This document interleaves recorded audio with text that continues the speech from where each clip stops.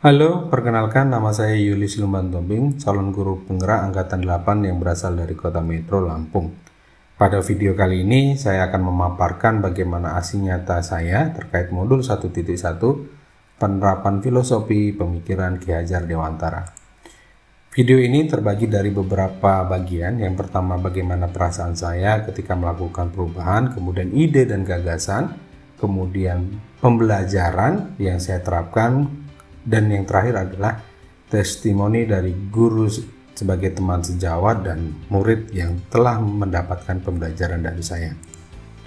Perasaan selama melakukan perubahan di kelas, tentunya saya merasa renang karena banyak perubahan yang terjadi baik dari diri saya, kemudian dari pembelajaran yang saya terapkan. Saya juga banyak menemukan ide baru tentang implementasi pendidikan berdasarkan Ki Hajar Dewantara. Ide dan gagasan yang saya dapatkan yaitu saya mengubah metode dan model pembelajaran yang selama ini hanya guru sebagai pusat. Saya merubahnya bagaimana menggunakan metode dan model pembelajaran di mana murid boleh bekerja secara aktif, berkolaborasi, dan muridlah sebagai pusat dari pembelajaran. Orientasi pembelajaran bukan nilai saja, tetapi proses. Semua aspek harus saya amati dan gimana caranya menciptakan kondisi belajar yang nyaman dan menyenangkan.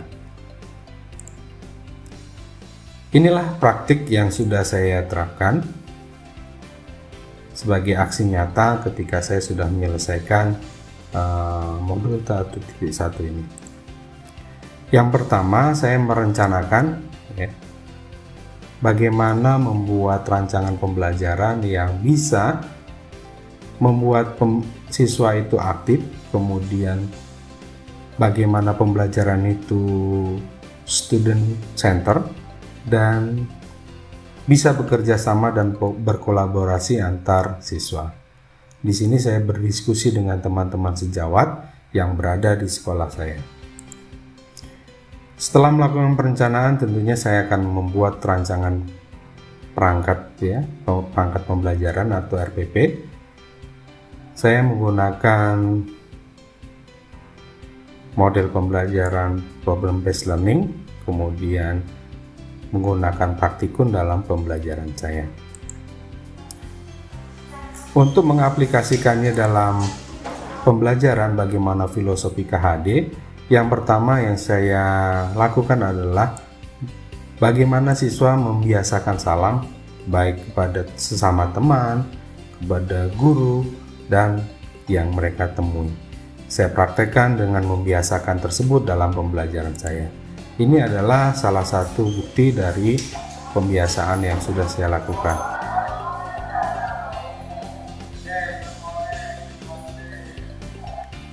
Setelah itu, saya juga membiasakan sebelum melakukan pembelajaran bagaimana anak-anak melakukan doa pagi yang dipimpin oleh teman-temannya.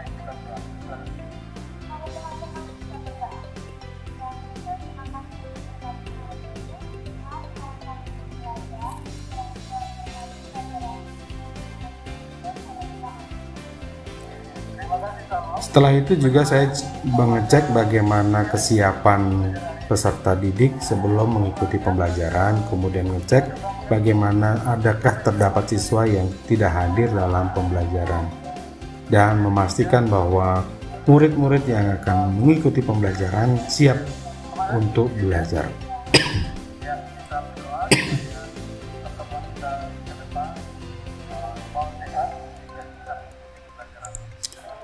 Setelah itu saya juga melakukan apersepsi, bagaimana mengingatkan pembelajaran yang sudah dia terima pada pertemuan sebelumnya dan mengaitkan materi yang sudah dia dapatkan untuk mengikuti pembelajaran ini. Jadi inilah yang sudah saya lakukan, bagaimana mengaitkan pembelajaran yang sebelumnya mereka dapatkan.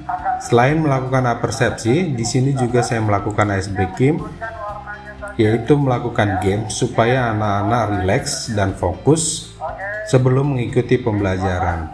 Game yang saya lakukan adalah sederhana, bagaimana mereka membacakan tulisan yang diwarnai.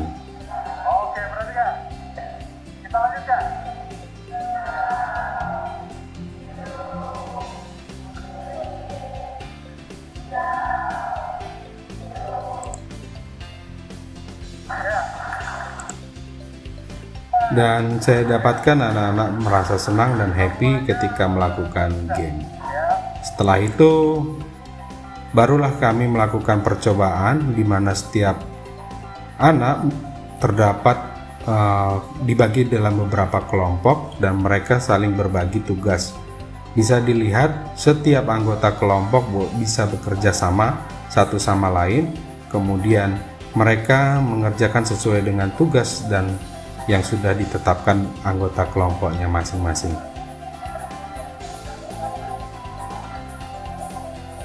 Inilah yang saya angkat karena salah satu mengaplikasikan pemikiran KHD, bagaimana siswa bisa berkolaborasi, bagaimana siswa boleh bekerja sama antar temannya, kemudian menciptakan pembelajaran yang menyenangkan. Setelah itu, anak-anak perwakilan kelompok masing-masing akan mempresentasikan hasil pemaparan melalui presentasi kelompok. Selain presentasi kelompok, juga akan dilakukan diskusi antar kelompok, bagaimana apa yang mereka dapatkan, kemudian saling menguatkan antara satu dengan yang lainnya. Mungkin terdapat perbedaan pendapat antara satu kelompok dengan yang lain. Inilah yang menjadi tugas guru untuk menguatkan perbedaan. Boleh saja kita harus saling menghargai dan saling menghargai pendapat satu sama lainnya. Setelah itu juga yang kami lakukan adalah mengevaluasi pembelajaran.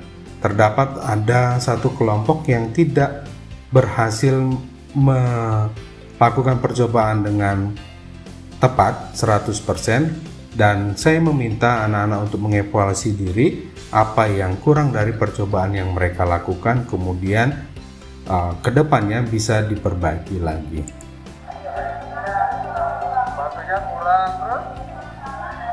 Kasanya kurang, kalian kasanya kurang terus, arahnya kebanyakan, ya tidak apa-apa, itu namanya percobaan, terkadang harus beberapa kali untuk mendapatkan hasil yang terbaik, ya. Ya, di sini saya juga memberikan penguatan kepada anak-anak bahwa percobaan untuk mendapatkan hasil yang terbaik perlu perbaikan dan terus-menerus. Dan inilah testimoni yang saya dapatkan dari murid dan teman sejawat yang memperhatikan pembelajaran yang saya lakukan. Halo, nama saya Cheristi dari kelas 7. Saya senang belajar fisika dengan Pak Julius Tobing karena saya dapat mempraktekkan pelajaran yang diberikan dan dapat berkolaborasi dengan teman-teman saya. Semangat terus Pak Julius, terima kasih. Dan ini adalah testimoni dari Perkenalkan, nama saya Erza teman Sukiana. sejawat. Saya adalah teman sejawat Pak Julius. Pembelajaran yang dilakukan oleh Pak Julius dalam praktikum dapat membuat anak-anak bekerja sama, kolaboratif, dan aktif dalam pembelajaran. Terima kasih. Demikian aksi nyata yang saya lakukan. Semoga apa yang saya paparkan boleh menginspirasi kita semua, sehingga kita bisa menerapkan pembelajaran yang menyenangkan bagi murid, bagaimana murid bisa berkolaborasi dengan teman-temannya dan menumbuh kembangkan minat dan bakatnya sesuai dengan kodratnya. Sampai jumpa pada video selanjutnya. Terima kasih. Salam guru penggerak. Tergerak, bergerak, menggerakkan.